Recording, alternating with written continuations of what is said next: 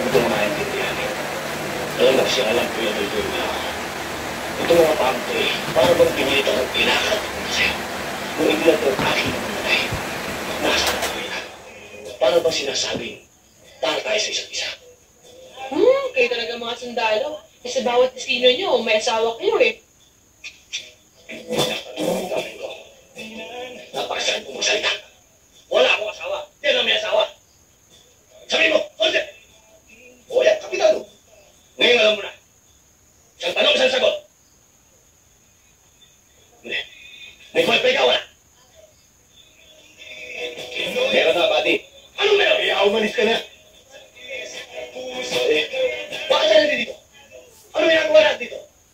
Ikaw lang naman na may ginagawa dyan. Ako wala ginagawa dito. Wala tayong ginagawa dito. Bakit yun ay mga puntos nyo? Umalis na kayo dito. Sir, paano yung mga gamit namin? God damn it, move! I shall return.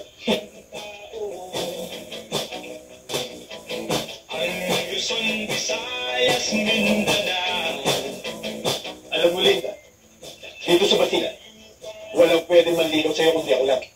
Dahil sa akin ka magpapakasal. Mukha mo asawahin mo.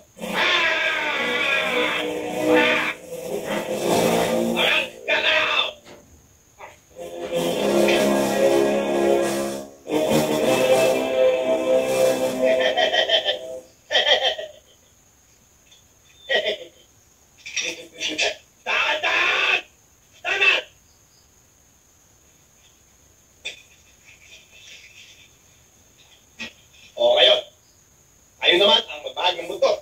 Umalis na kayo dito. Paano itong mga... God damn it! Go there! Now! Watch out! March!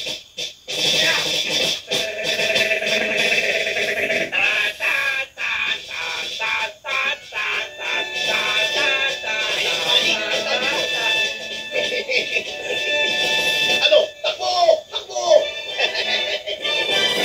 Pasalamat sila sa'yo.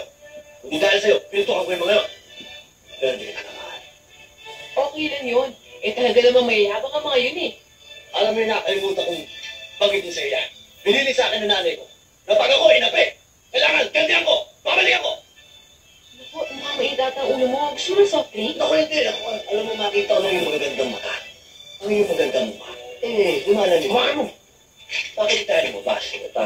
Magsaya tayo. Ang gulo mo naman eh. Tingnan mo yun. Yan dami, Jig. At nakalimutan ko yung sabihin sa'yo. Sabi rin ng nanay ko, pag marami ang kalaban, hindi masama ang umatras.